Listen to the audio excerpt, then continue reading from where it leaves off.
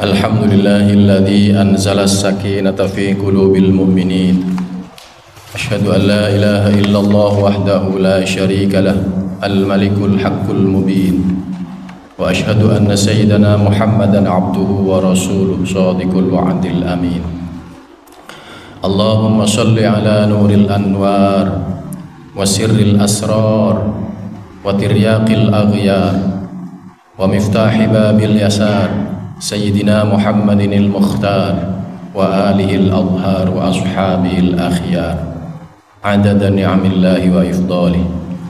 Amma ba'd, fa ya ayyuhal hadirun, usikum wa nafsi bitaqwallah faqad fazal muttaqun.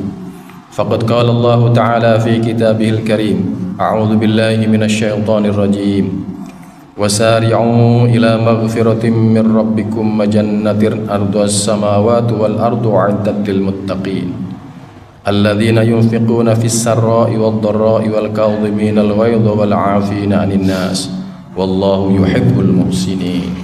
Shadaqallahul 'azim.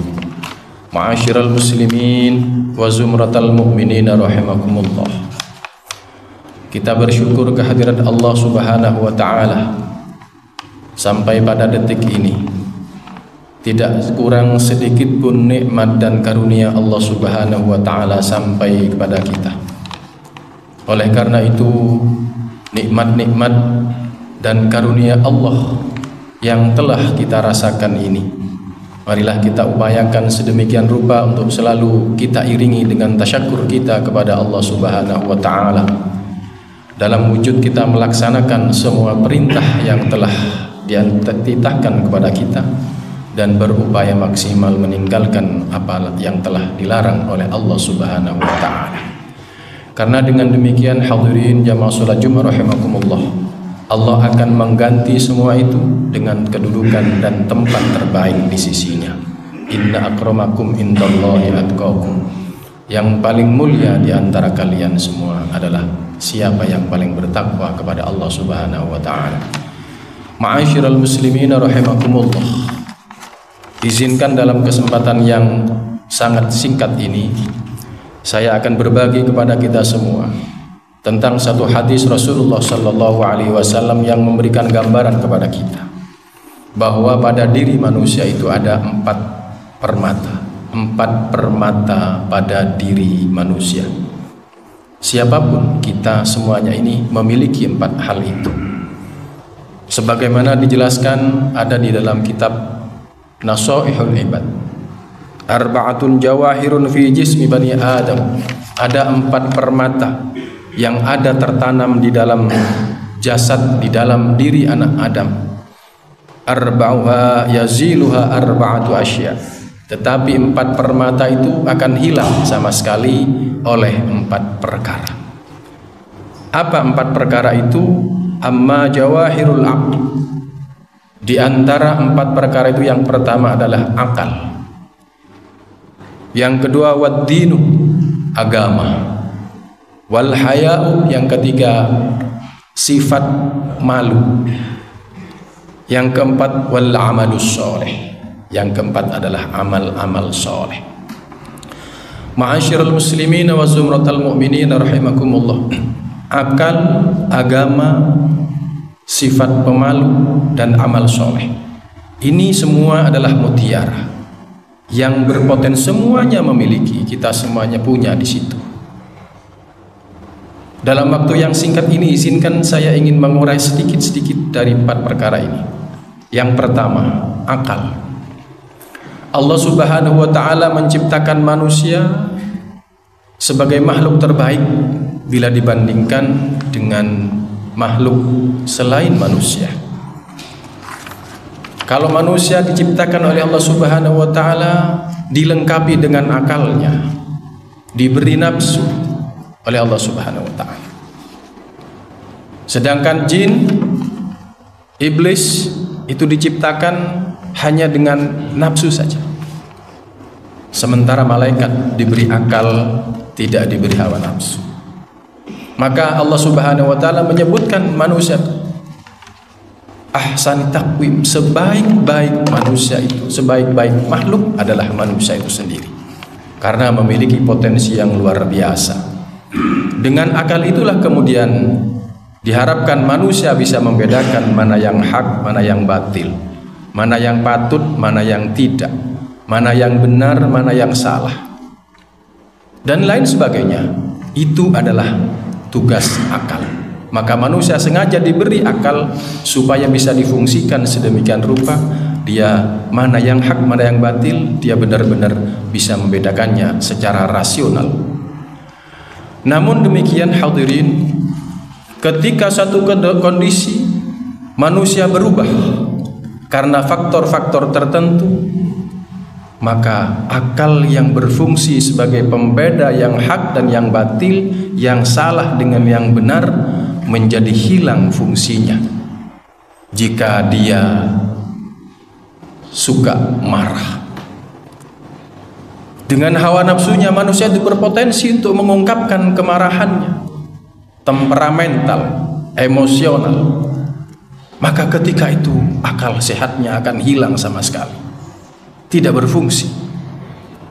Maka Nabi mengatakan, jangan pernah mengadili sesuatu perkara tatkala kalian sedang dalam keadaan marah, karena itu akan merugikan pihak-pihak. Kalian tidak akan bisa berbuat adil ketika kalian mengadili satu perkara dalam kondisi sedang marah. Oleh karena itu Rasulullah SAW pernah didatangi oleh salah seorang sahabat. Datang kepada Rasulullah, ya Rasul, ausi, wasiatkan kepadaku wahai Rasul. Apa kemudian Rasul mengatakan, la taghdab, jangan suka marah. Dan faraddada, Allah mengulangi kalimat ini sebanyak 2 kali. Qala la taghdab, jangan jadi orang yang suka marah. Kenapa demikian? Sebab itu akan merugikan kalian. La taghdab lakal jannah, jangan menjadi pemarah, kalian akan masuk surga. Dan orang yang suka marah itu adalah orang yang merugikan banyak pihak. Nabi mengatakan orang yang kuat itu, orang yang hebat itu bukan orang yang jago bulat, bukan yang ahli bela diri, tetapi orang yang hebat itu adalah orang yang mampu mengendalikan dirinya dari sifat marah. Maka Allah Subhanahu wa taala di dalam surat Ali Imran mengatakan, wasari'u ila maghfiratin min rabbikum wa jannatin ardhas samawati wal ardh u'iddat lil muttaqin.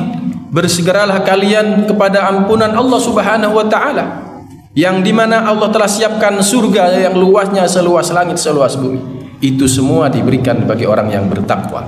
Siapa orang yang bertakwa itu? Yang berhak atas surga yang luasnya seluas langit, seluas bumi. Yang pertama adalah alladzina yunfiquna fis sarra'i wad dharra, orang yang senang berinfak dalam kondisi lapang maupun sempit.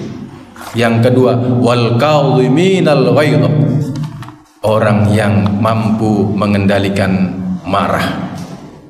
Orang yang mampu mengendalikan marah ini, dia punya hak untuk menduduki surga yang luasnya seluas langit dan seluas bumi. Oleh karena itu mudah-mudahan kita mampu dalam kehidupan sehari-hari mengendalikan emosi kita, menjadi orang yang tidak temperamental. Yang kedua hadirin, agama. Agama ini adalah pedoman hidup bagi setiap orang muslim, mukmin, muslimin, muslimat, mukminin, mukminat, dalam menata kehidupannya sehari-hari menuju perjalanan akhirat. Karena di dalam agama itu termuat di dalamnya satu ideologi keyakinan, keimanan, ketauhidan. Yang kedua persoalan ibadah. Yang ketiga persoalan akhlak, tata laksana kita menjalani kehidupan ini bagaimana yang terbaik. Akhlak itu semua tertuang di dalam agama. Maka jika seseorang dikehendaki oleh Allah Subhanahu wa taala menjadi orang yang baik, yufaqihu fiddin, Allah memberikan kefahaman kepada mereka tentang agama itu sendiri. Maka fungsi akal tentu saja di dalam rangka mendorong agar kita diberikan kemampuan memahami tentang agama itu. Namun demikian hadirin, keberagamaan kita akan hilang dari diri kita jika ada di dalam diri kita sifat hasud. Rasulullah mengatakan, iyyakum wal hasad fa innal hasada ya'kulul hasanat kama ta'kulun narul hatabah. Jauhkan oleh kalian sifat hasud. Hasud itu apa? Hasud itu iri, dengki. Kenapa? Karena sifat hasud dia akan menghilangkan kebaikan-kebaikan kita laksana api yang membakar kayu. Peristiwa yang tertuang di dalam Al-Quran, dua anak kembar dari Nabi Adam alaihissalam, Qabil dan Habil, itu adalah peristiwa hasud yang pertama kali terjadi di permukaan bumi ini. Habil karena apa? Dia terjadi perselisihan yang luar biasa sampai terjadi iri hati dan saling membunuh pada akhirnya karena salah satu pihak iri terhadap pihak yang lain. Qabil iri dengan adiknya yang bernama Habil karena mendapatkan suami, mendapatkan istri yang tidak sama, yang tidak dikehendaki oleh dirinya. Qabil dijodohkan oleh Nabi Adam dengan adiknya lagi yang perempuan, yang kemudian kebetulan parasnya tidak sebaik yang namanya istri Habil itu sendiri, Ikrimah dan Labudda. Dari situlah kemudian timbul iri hati, Qabil iri dengan Habil, sehingga terjadilah perbunuhan antara Qabil terhadap Habil. Maka kemudian Allah Subhanahu wa taala menggambarkan peristiwa ini di dalam salah satu ayatnya, wala tatamannau ma faddalallahu ba'dukum wala tatamannau ma faddalallahu bi ba'dakum ala ba'di. Janganlah kalian iri hati terhadap karunia Allah yang telah diberikan kepada kalian antara kalian dengan yang lain. Lirijali nasibum mimma kasab, karena setiap orang laki-laki sudah mendapat bagiannya sendiri. Walin nisa'i nasibum mimma kasab, begitu juga wanita telah mendapat bagian sesuai dengan apa yang dikehendaki Allah Subhanahu wa taala. Was'alullahu min fadlih, maka mintalah karunia itu kepada Allah Subhanahu wa taala. Innallaha kana bikulli syai'in alima, karena sesungguhnya Allah Maha tahu akan segala sesuatu itu. Maka ketika seseorang memiliki sifat iri, memiliki sifat hasud, hilang semua keberagaman mereka. Amal-amal kebaikannya musproh. Kemudian yang ketiga adalah potensi yang ketiga adalah haya, malu. Seseorang dikaruniai Allah Subhanahu wa taala rasa malu, karena malu itu adalah haya minal iman, kata Nabi. Sifat malu itu adalah bagian daripada keimanan seseorang. Maka di dalam beberapa penjelasan ulama membagi malu itu dua. Malu ketika dia membuka aib pada dirinya kepada orang lain, itulah yang disebut hayaun nafsani, malu yang bersifat kemanusiaan. Dia malu kalau kemudian aib-aibnya diketahui orang lain, membuka aurat di hadapan orang lain.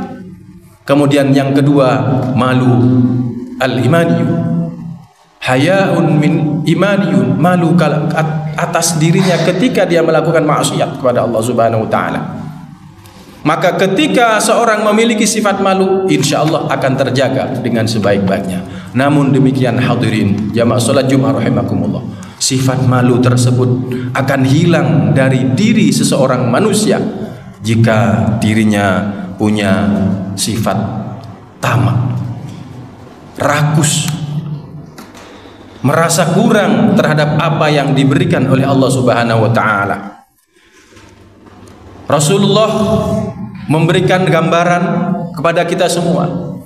Andai kata seekor serigala yang buas datang di tengah-tengah kambing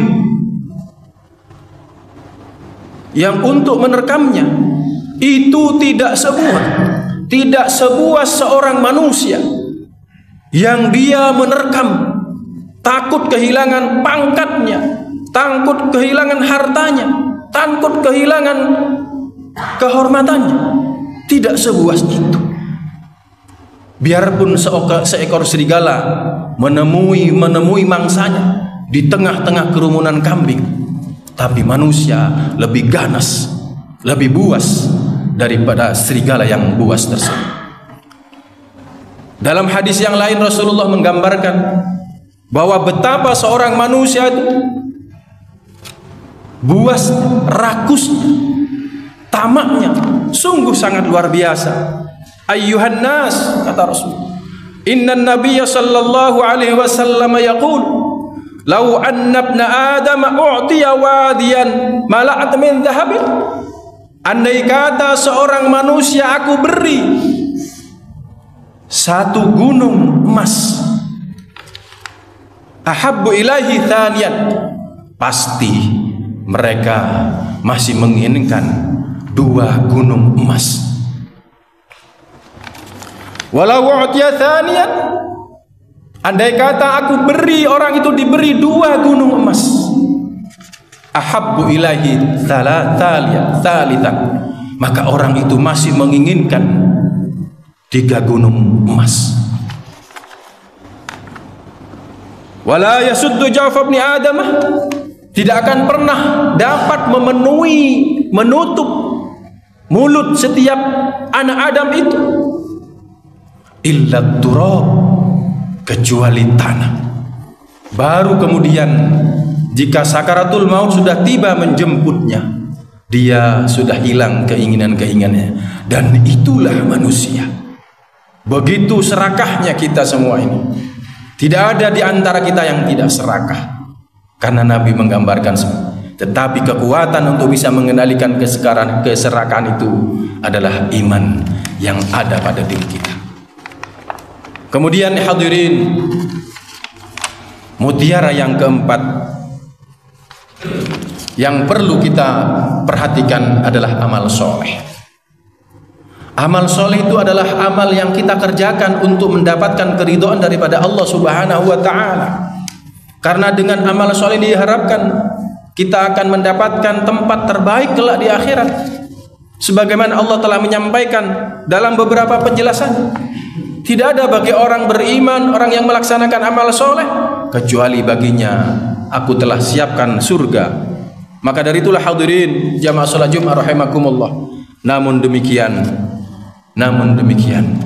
sebanyak-banyak amal kebaikan yang kita kerjakan itu berpotensi untuk hilang sama sekali jika kita senang ghasib,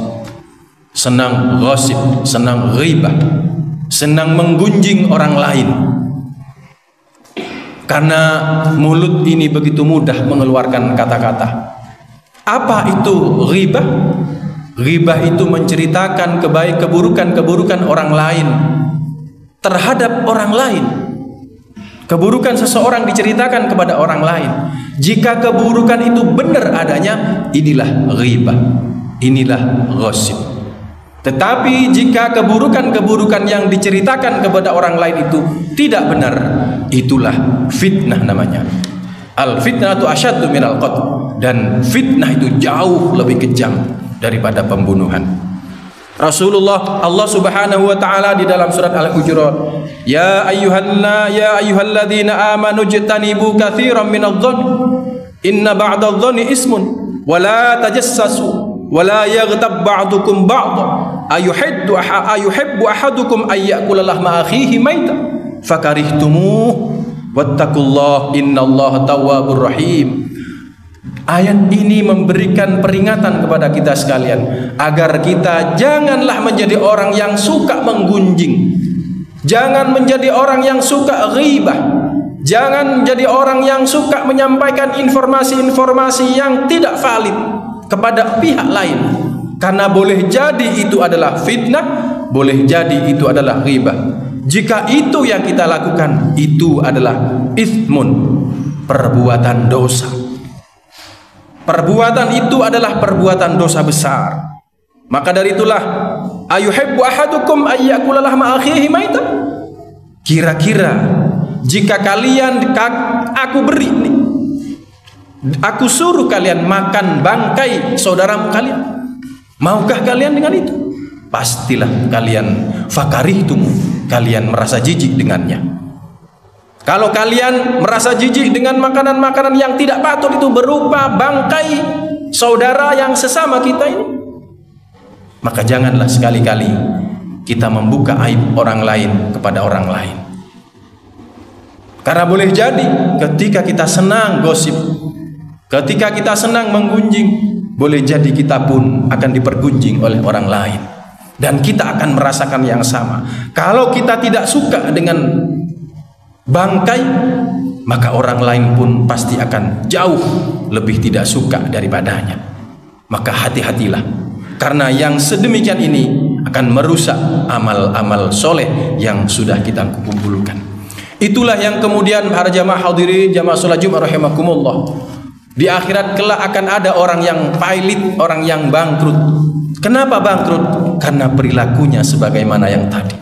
Mutiara-mutiara yang ada pada dirinya hilang sama sekali disebabkan karena sikap dan perilaku kita. Maka jangan jauhi hal yang semacam itu. Kita jaga mutiara yang ada. Akal kita pergunakan dengan baik. Agama kita jadikan pedoman untuk menjalani hidup menuju ridha Allah. Begitu juga agar dalam menjalani kehidupan ini berhati-hatilah menjaga perilaku kita. Pegang teguhlah bahwa kita punya sikap malu yang kita junjung. Kemudian kita kumpulkan amal soleh sebaik-baiknya untuk menopang kekurangan-kekurangan ibadah kita menghadap kehadirat Allah Subhanahu wa taala. Amin. Barakallahu li wa lakum fil Qur'anil azim wa nafa'ani wa iyyakum bima fihi minal ayati wa dzikril hakim wa taqabbala minni wa minkum tilawatahu innahu huwas samiul alim wa qur rabbi ighfir warham wa anta khairur rahimin.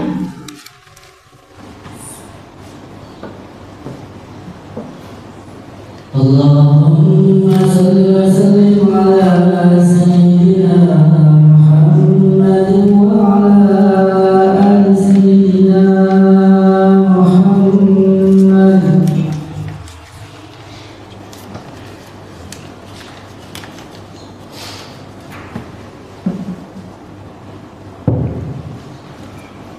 Alhamdulillah.